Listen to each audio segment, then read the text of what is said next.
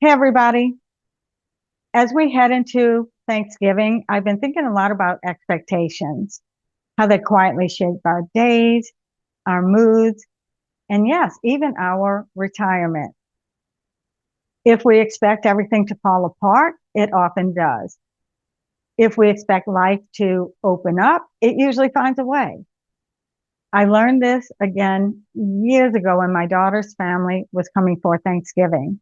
Stick with me to find out if my expectations turn Thanksgiving into a living hell or the best Thanksgiving ever. This video may not be for you if you're looking for topics on retirement planning like Social Security, Medicare, debt freedom, and so on. However, I do have hundreds of videos on this channel about retirement planning. Plus, you'll find topics on just-in-time retirement, a mindset strategy that David and I developed, inspired by the Toyota method, where you eliminate waste and align your finances with your goals and values, allowing for an abundant, value-based retirement lifestyle. So please look around and dive into all of that on our channel and our website, rebelretirement.com. Now for the rest of the story. Was Thanksgiving 2009 a nightmare or the best ever? Have you ever noticed that you get what you expect? I have, and I imagine that you have noticed that as well. And if we put enough imagination and energy behind it, our expectations eventually manifest. When it comes to getting what we expect, we tend to put things into categories of good or bad. I think it's easy for us to believe in this phenomena when we think the outcome is good. We like taking credit for it. But on the other hand, we often want to dismiss it when we think the outcome is bad because we are unwilling to take responsibility for the result, for the outcome. Sometimes our manifestations take time to manifest, as in my desire to move out west took many years to come to fruition. Others develop quickly, as in the story that I'm about to tell you. It was a couple of weeks before my daughter and her family were scheduled to arrive for Thanksgiving holidays. I have been keeping in touch with my grandkids almost daily in anticipation of this long-awaited visit. Then one day I got an email from my daughter telling me that she had come down with one of those dreadful 24-hour stomach viruses. Ooh, not to worry though. Their arrival wasn't for at least another week or so. And surely I thought it would run its course by then, okay, before their departure date. Postponing their trip was not an option, and I was concerned that they would have to travel with a bunch of sick kids. This would definitely make for an unpleasant trip to Sweet Mom's house on a plane trip from Alaska. At the same time, I was pushing these other thoughts out of my head. Then a few days before they boarded the plane for the trip, I expressed my fears. What if they bring that awful bug with them and we all get sick for the holidays?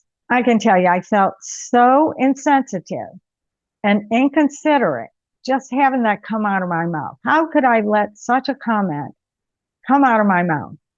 I tried to put the thought out of my head, but I had already given it energy. And I even planned in advance what would happen if David, the girls, and I got sick. I had decided that if we do get sick, we'll all get over it. It will all come upon us real quick, and we'll all get over it at the same time. That way we could get over it quickly and go on with our plans. At this point, I knew I was turning this into a self-fulfilling prophecy. It was a day or two after my family's arrival that the whole ordeal began to play itself out. First, I got sick, then my girls, then David. Over the course of 24 hours, we all felt like shit. It was disgusting. It was one of the worst stomach viruses I can ever remember in my entire life. As an aside, my number 2 daughter wrote a very descriptive article about this whole ordeal. It's not for the faint of heart, but it is wonderfully written. It's a holiday classic like A Christmas Story, written through the eyes of a child. You'll get a kick out of it. It's titled Thanksgiving Barfarama, I'll put a link in the description. After the 24 hours were up, the worst was over and we were on the mend. And my granddaughter, who was 10 at the time, said it was the best Thanksgiving ever. Well, I guess that's one perspective. That's one way of looking at it. I had been teaching these ideas on expectation for such a long time that my oldest daughter, my visiting daughter, couldn't resist telling me that I had got what I expected. I'm still unsure if she was humoring me, but I did shake my head and say yes in the affirmative. So tying this into retirement, retirement works the same way. If we expect boredom, we'll find it.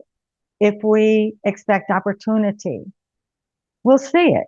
If we expect joy, our days will start rising to meet that vision. This season, instead of anticipating what might go wrong, let's try putting our energy toward what we want to grow. Let's expect good health, expect peace, expect meaningful connections, expect a simpler, freer version of ourselves. And most of all, let's expect gratitude to multiply, because gratitude always does. From our home to yours, happy Thanksgiving, and may your expectations lift you, not limit you. Tomorrow, I'll be spending time with family, but I'll put up a short video for Thanksgiving. Until next time, stay curious, stay healthy, and trust your retirement journey. Thanks so much for watching. I'm Arlene with Rebel Retirement, and I'll see you next time.